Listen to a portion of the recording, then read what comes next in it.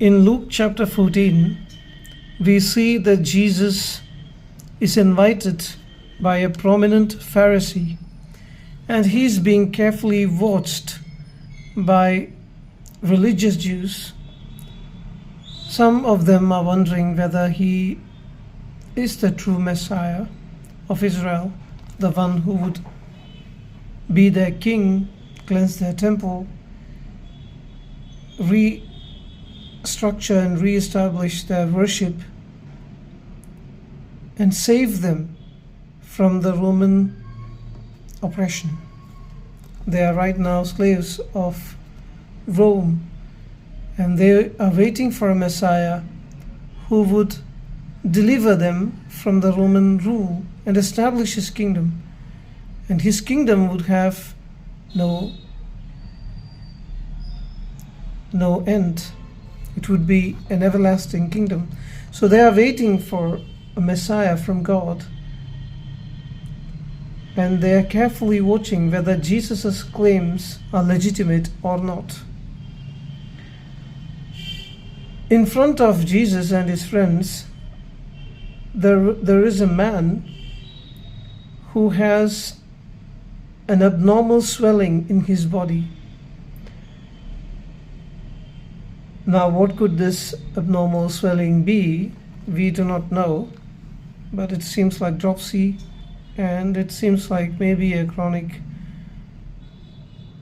illness from which this person is suffering. Jesus asked the Pharisees and the experts in the law, and the Pharisees and the experts in the law are people who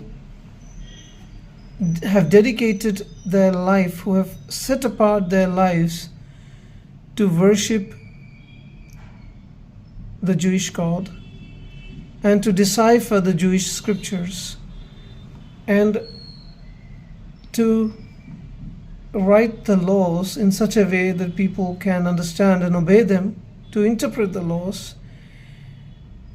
and to enforce these laws upon people. Pharisees in particular are the people who are kind of law enforcers. They are the moral police of that place, and they live very upright lives, at least for those people who see them from outside. They are the pious people of Israel of the time.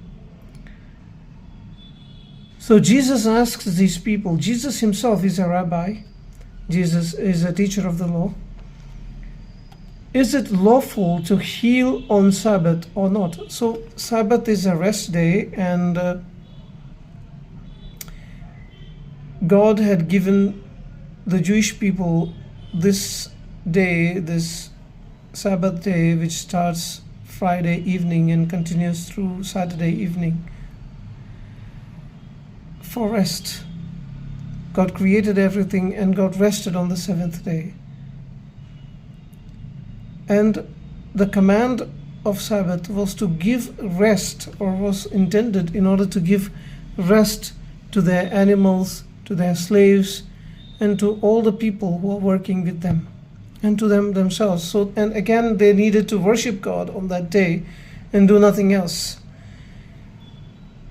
The Pharisees and the lawyers, the experts in the law, they were so keen about keeping this Sabbath that they wrote volumes and volumes of books on what all things were permitted on Sabbath and things that were not permitted, the prohibitions and the things that people could do on the Sabbath day. And among these prohibitions, there was this kind of people should not do harvest on a Sabbath, which I mentioned in a different video. And people must not do anything that violates the rest that they are having. So Jesus asked these Pharisees, "Is it lawful to heal on the Sabbath or not?" But they remained silent. So taking hold of the man, he healed him and sent him on his way. Then he asked them, "If one of you has a child or an ox that falls into a well on the Sabbath day, will you not immediately pull it out?" And they had nothing to say. When he noticed how the guests picked the places of honor at the table, he told them this parable. Now, this parable which we read comes in this context where Jesus is talking with Pharisees, and he is, in a sense, admonishing the Pharisees after healing the sick person who was among them. Now he says, when someone invites you to a wedding feast, so remember, in the background we have this man. It is Sabbath, the rest day, and we have this sick person who has an abnormal swelling, and Jesus has healed him. So all these events have already taken place, and Jesus is now, on the basis of what he has done, talking to the Pharisees. He says, and this is a parable, that when someone invites you to a wedding feast, do not take the place of honor, for a person more distinguished than you may have been invited. If so, the host who invited both of you will come and say to you, "Give this person your seat." Then, humiliated, you will have to take the least important place. But when you are invited, take the lowest place, so that when your host comes, he will say to you, "Friend, move up to a better place." Then you will be honored in the presence of all the other guests. For all those who exalt themselves will be humbled, and those who humble themselves will be exalted. Now, the punchline, or the main message of this particular parable, is those who exalt themselves will be humbled, and those who humble themselves will be exalted. Jesus is addressing the pride of self-righteousness among the Pharisees and the lawyers. It's a religious congregation. It is an elite congregation. People think that they are worthy of being God's people. They think that they would get the resurrection life in the age to come. Their names are written in the book of life. And these worthy people who have been doing good things, righteous things for the glory of God, and being blessed by God in return with all goodness of this world, they're all wealthy people, are being admonished by Jesus about their pride. And Jesus tells them this story. So we have this backdrop of that man being healed. Now, Jesus is the most important person here, that we can know, because Jesus is invited there. Why does Jesus say that if you go to a place and there is a more honorable person there who has been invited, you must take the lowest place, because those people who have invited you may have to tell you to go backwards if you take the best places? And why is Jesus saying this to them in this context? Jesus is pointing out to them that they may feel that their place in the kingdom of God in the resurrection age is secure, and they are the people of God who will get the highest place or the best places in God's kingdom in the age to come, and they would be there eating with God. Like, that was a symbolic representation of being in the presence of God. Through the Bible, we have this table fellowship as something very significant. It's like eating at the king's table. So God is king, and they would be eating at the king's table. So if the king God has invited people, and you think that you are the most worthy people, then you may be in for a surprise, because we never know. There may be some other people who are worthier than us. So who is Jesus pointing out to as the more worthy person? Of course, Jesus is the worthiest person. Jesus is not the person who invited. But there is another person that we see here, whom the Pharisees have labeled as a sinful person, because they believed that sickness is a result of sin in past life. Past life does not refer to the karma, reincarnation kind of past life. Past life means, okay, maybe this person or his parents may have sinned, and that is the reason why he has this disease. They believe that those who get these kind of diseases had sinned in a specific way, and God is angry with them, and that is why they have this particular sickness. Only if their sins are forgiven, those sicknesses could be healed.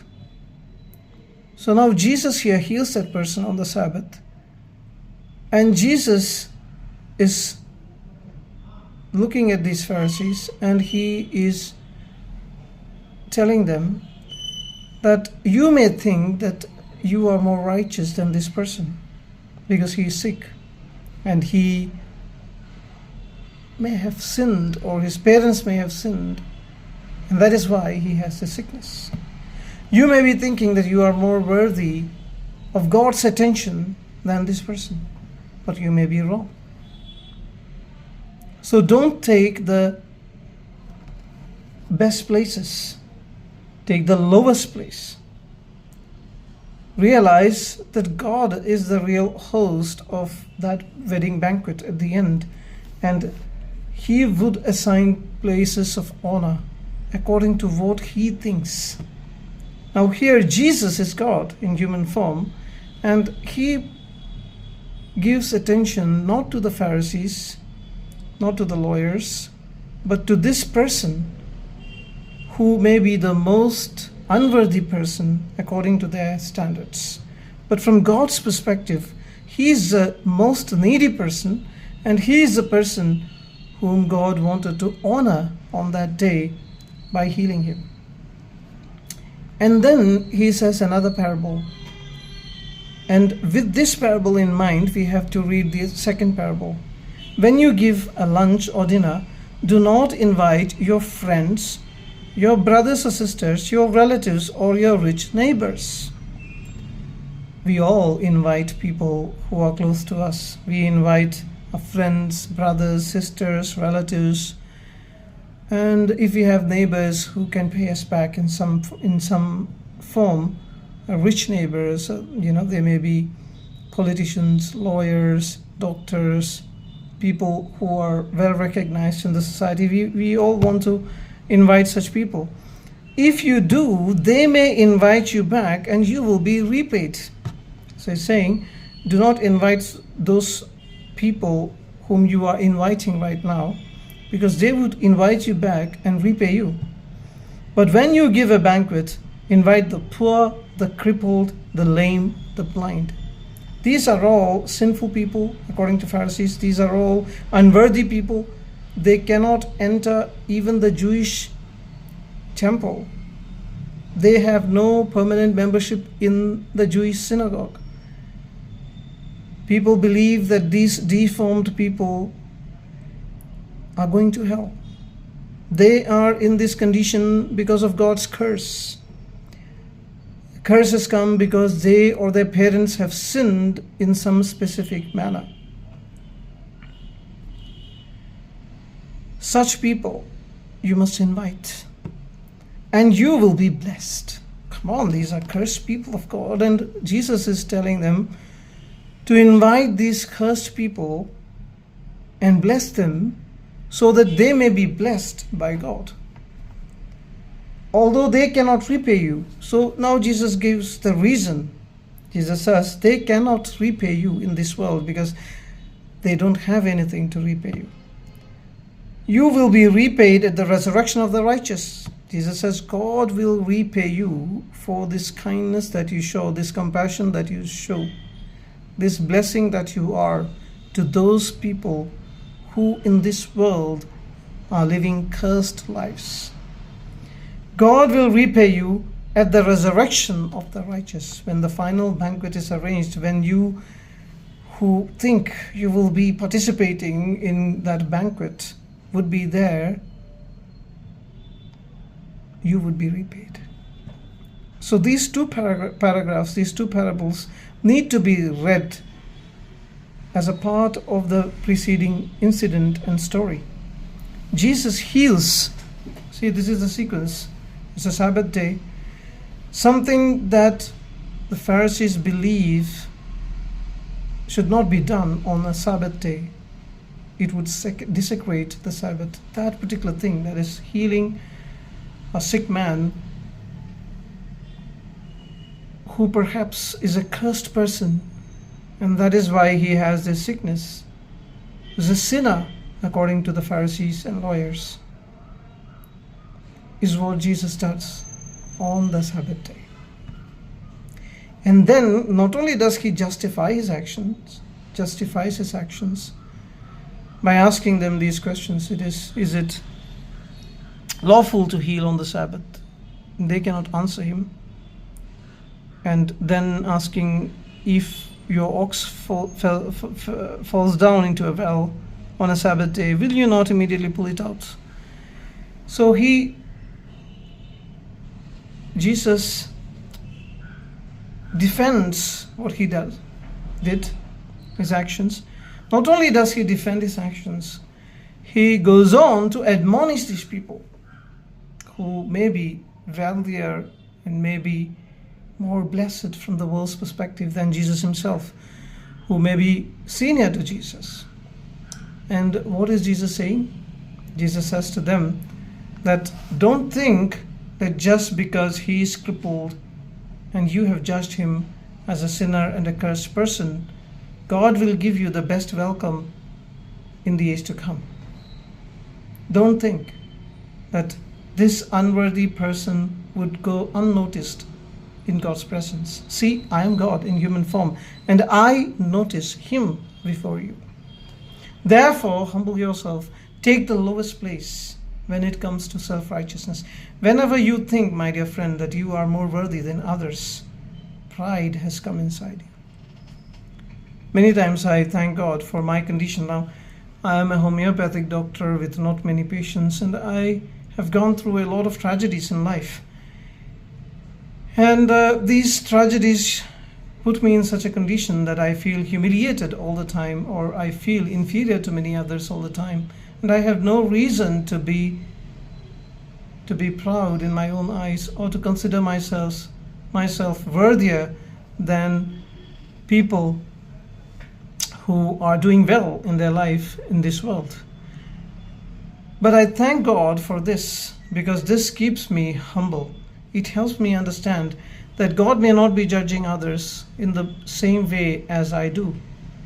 I may consider myself as a worthy person of God and as a person who would receive the best welcome, but there may be more worthier people, and more worthier people may not be the kind of people that I am thinking about. I may be thinking about people who are scholars, people who are billionaire business people, people who are successful in their life in this world. But God may be thinking about these kind of people, whom I consider as cursed people, whom I consider as people who are in a very difficult condition, people who are unworthy, or people who may have sinned, because of which they have this particular disease or this condition.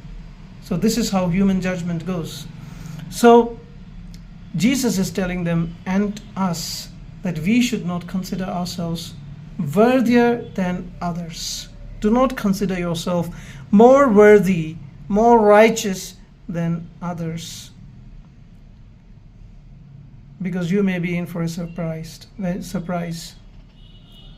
When God comes, He may push you backwards and call somebody else who is more worthy than you from God's perspective and give them the better honor or an honorable place. That is the first thing.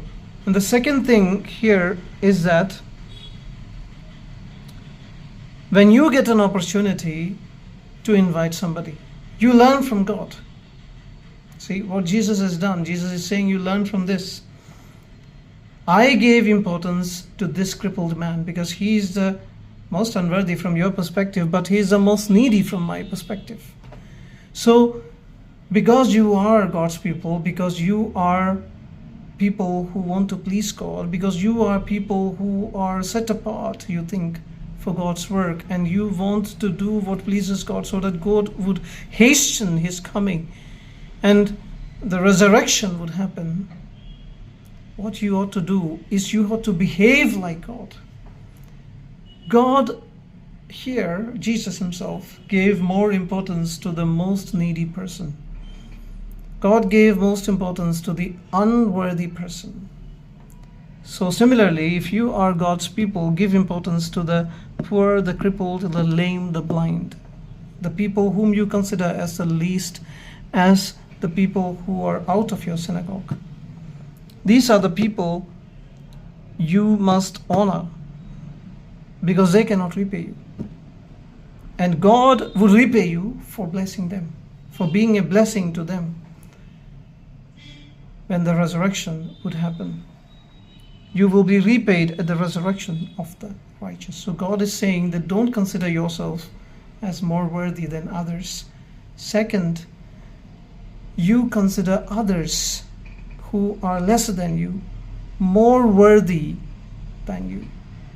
If you do these things, you would be humble and you would do what God wants you to do, and you would be in God's good books, and God would repay you for all the good things that you did in this life in the age to come. You may not be a billionaire or a millionaire, or you may not be a great scholar in this world. You may not have great things to show in this world, big house or a beautiful wife or very obedient children, but still, in God's sight, God would consider you as a worthy person if you honor other people who you consider as less worthy than you. God bless you. Have a great day.